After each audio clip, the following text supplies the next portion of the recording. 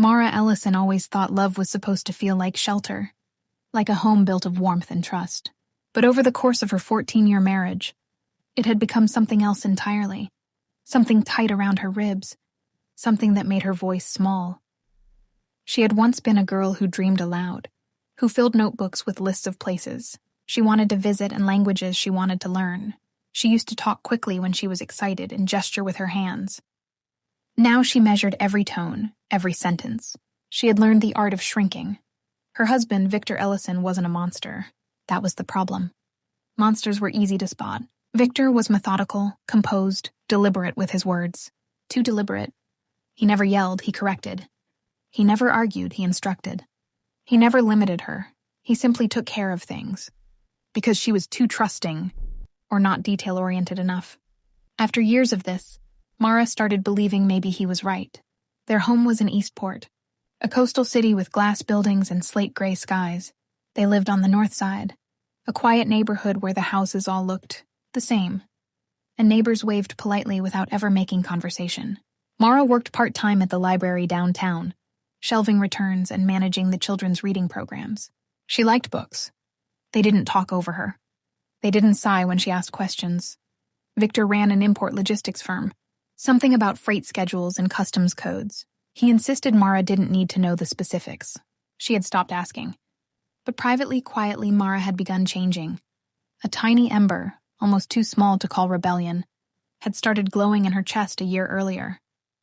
She had downloaded an Italian language app on her phone, telling Victor it was a recipe app when he noticed the icon. He believed her without question. He always underestimated her. At first, learning Italian was just a way to feel something that belonged to her. 10 minutes a night, whispering conjugations under her breath while Victor slept or watched his economic analysis videos. But over time, Mara found herself studying longer. She practiced pronunciation on her walks to work. She began to understand snippets of Italian conversations on the bus. And for the first time in years, she started remembering what it felt like to want something. One rainy Thursday afternoon, Victor suggested they view an apartment in the city center. A penthouse, he said, with floor-to-ceiling windows and a view of the harbor. We should consider investing in property, he reasoned. It's the smart thing to do. As usual, he didn't ask what she wanted. The owner, a tall man named Enzo Ricci, greeted them when they arrived. His accent was unmistakably Italian. Mara's palms dampened. She hadn't expected to use her new language around anyone real. But she didn't say a word. While Enzo showed them the living room, Victor said politely, "We appreciate your time. I'd prefer to discuss some details in Italian if you don't mind." Mara's stomach turned. Victor didn't speak Italian. He had said so countless times. He claimed languages were a waste of time. But as soon as Enzo nodded, Victor launched into conversation, in fluent, confident Italian. Mara froze. She listened in silence while the words washed over her. She understood enough. More than enough. She doesn't need to worry about the paperwork, Victor said lightly, gesturing dismissively toward her. My wife gets nervous around contracts. She won't be involved in the financial decisions, he added a moment later. It's better if I handle things alone. She means well, but she doesn't understand these matters. Each sentence was a splinter. Enzo's expression tightened. Not rude, not intrusive, just aware. His eyes flicked to Mara occasionally, as if checking whether she understood. And she did, perfectly. Victor spoke casually, without malice, as though these statements were simple facts. As though her exclusion was not only expected but necessary. He spoke like a man who believed he was protecting an inferior creature from things too complex for her pretty head. Mara's breath shook in her chest. She felt something crack, not loudly, not violently, but quietly, like a hairline fracture finally giving way. When the tour ended, she waited until they reached the stairwell before speaking. Why didn't you tell me you spoke Italian? She asked softly. Victor didn't even look surprised. Because you don't need to stress about things like this. Mara, I've always handled our finances. You know that. I understood everything, she whispered. Everything you said. He blinked. Well, that's unfortunate. You shouldn't have been listening. You talked about me like I wasn't even a person, she said, voice trembling. Like I was a burden. Victor exhaled in irritation. You're taking it personally. It was just practical talk. Someone has to make decisions, and it's certainly not going to be you. The words sliced. There it was. Unvarnished truth. The thing he had always believed but never stated so plainly. She stepped backward. I'm done letting you speak for me. Victor frowned, as though she were an employee failing to meet performance standards. You're overreacting. Let's discuss this calmly. But calm wasn't what she needed. For the first time in 14 years, she needed to be honest. No, Mara whispered. There is nothing left to discuss.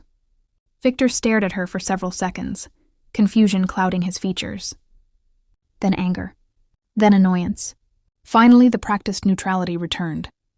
I need time to think, he said. You're acting emotional. He walked away. Not worried, not fearful, not realizing he had already lost her. She ended up in a cafe near the waterfront. Her hands shook as she wrapped them around a paper cup of tea. For hours, she sat there replaying every moment. The years of small humiliations, the constant corrections, the subtle way he had trained her to doubt her own judgment, how he had pretended to protect her while actually boxing her in. By the time she arrived home, something in her was solidifying. Victor wasn't there. Mara didn't wait for him. Instead, she opened her laptop and searched. Rights of a spouse in Eastport during separation. How to open a bank account without spouse access. Divorce lawyers near me. Her fingers typed steadily, almost calmly, as though her body had known this moment was coming long before her mind admitted it. The next morning, she contacted Enzo, not to apologize, not to smooth anything over for Victor, to ask a question she had never allowed herself to ask before. What would it take for someone like me to buy a place like yours? Enzo didn't laugh. He didn't patronize. He simply said, it would take believing you deserve it. The rest is paperwork. The gentleness in his voice made her chest tighten. Within the week, Mara had hired a lawyer, opened her own account, and begun sorting through years of documents. To her surprise, the lawyer uncovered that Mara was entitled to a substantial portion of Victor's business value due to her indirect contributions, household management, organizing paperwork. Unpaid labor counted more than she had ever realized. Victor was furious. He accused Mara of betrayal, of manipulation, of being influenced by outsiders. But by then Mara had found something stronger than fear. A voice, a quiet one but steady. She applied for a new full-time administrative coordinator position at a cultural institute in the heart of Eastport. The job required conversational Italian. She wasn't fluent yet, but she was close enough and determined. The interview went better than she dreamed. Her accent wasn't perfect, but her passion was unmistakable. They offered her the position 3 days later. Better pay, better environment, better future. When the divorce was finalized, Mara received her share of assets, enough to make a down payment on a home. Enough to give herself choices. She made only one. She bought Enzo's penthouse, not because of him, but because standing in that sunlit living room had been the moment everything changed. The moment she realized she deserved to hear her own voice again. Moving day was quiet, peaceful. She carried only the essentials, a few boxes of books, 2 suitcases of clothes, and the potted basil she'd grown from seed. She placed the basil on the kitchen counter, touched its fragrant leaves, and felt a rush of new belonging. For the first time in her life, the silence around her felt like freedom, not loneliness. Over the next months, Mara settled into her new routine. Her confidence grew with her language skills. She attended workshops, took evening classes, and enrolled in an official Italian certification course. That's where she met Cal Donovan. Cal was nothing like Victor. Warm-voiced, softly humorous, patient. He sat beside her during the first session, offering to share his textbook when hers was delayed. He smiled like someone who didn't expect anything in return. They didn't become close immediately, but each week they talked a little more, swapped travel stories, laughed over grammar mistakes, and somewhere between conjugations and vocabulary drills something shifted, something careful, something respectful, something entirely new. One early summer evening, Mara stood in her penthouse watching the sunset spread gold across the harbor. Cal had just texted her a link to a song he thought she'd like. A simple gesture, but it made her heart ache in a way she wasn't used to. This was her life now. Her home, her choices, her voice. And for the first time in 14 years, she felt entirely, breathtakingly herself. The first thing Mara noticed in her new life was the quiet, the kind that didn't demand anything from her. It filled the penthouse every morning when she brewed coffee, when sunlight slid across the floor, when she opened the windows and listened to the distant murmur of the harbor. She had never realized how much noise one person could make until Victor was gone. Not the literal noise. He had always spoken softly, always with deliberate calm, but the noise created by someone who monitored every detail of your existence, the weight of expectation, the tension of bracing for the next correction, the mental calculations of how to phrase a sentence safely. With him gone, the world felt vast, some days too vast. Mara had moments, brief, sharp, when doubt pressed in on her. When the elevator doors opened onto her hallway, and she stepped into a home that felt too large for a single person. When she unpacked groceries and realized she no longer had to account for someone else's preferences. When she woke in the middle of the night and instinctively glanced at the empty side of the bed. But then she would catch her reflection in the window. Tired.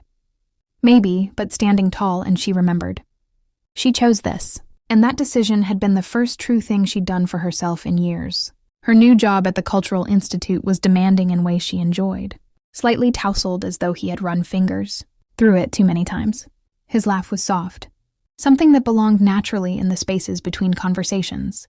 He never asked about her marriage, never probed, never assumed. He simply talked to her like a person worth talking to. One evening after class, he walked her toward the tram station.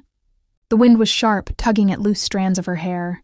"I was thinking," he said, shoving his hands into his coat pockets.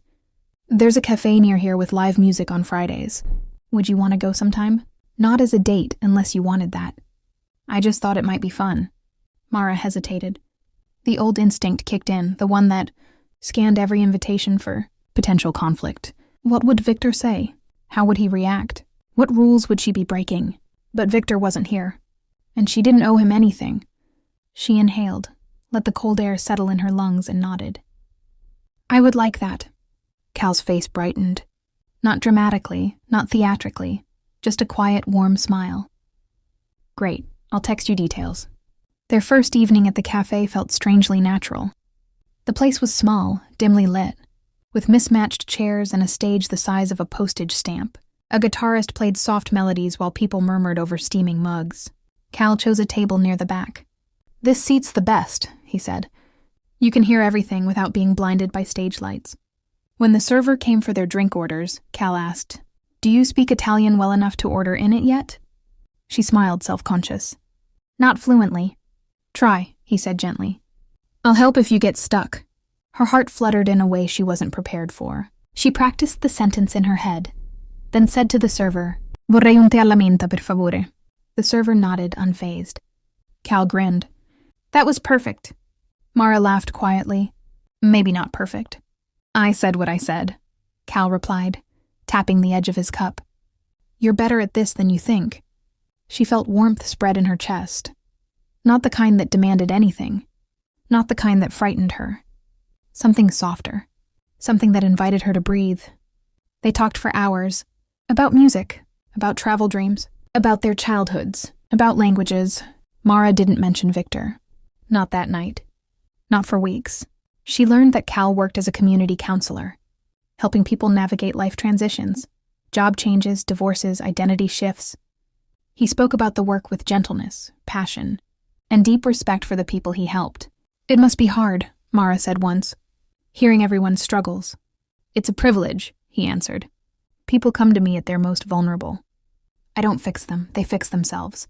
I just walk beside them for a while." His words stayed with her long after the night ended. Time passed. Her confidence grew like roots in new soil. She completed her intermediate Italian certification with strong marks. Her supervisor recommended her for a professional development program. And for the first time in years, she began planning trips she had always talked herself out of. Florence, Palermo Lake Garda. One afternoon in early autumn, Mara received an unexpected email from Victor Ellison. Subject, discussion. Her chest tightened. She hadn't heard from him in months. Their communication after the divorce had been strictly through lawyers.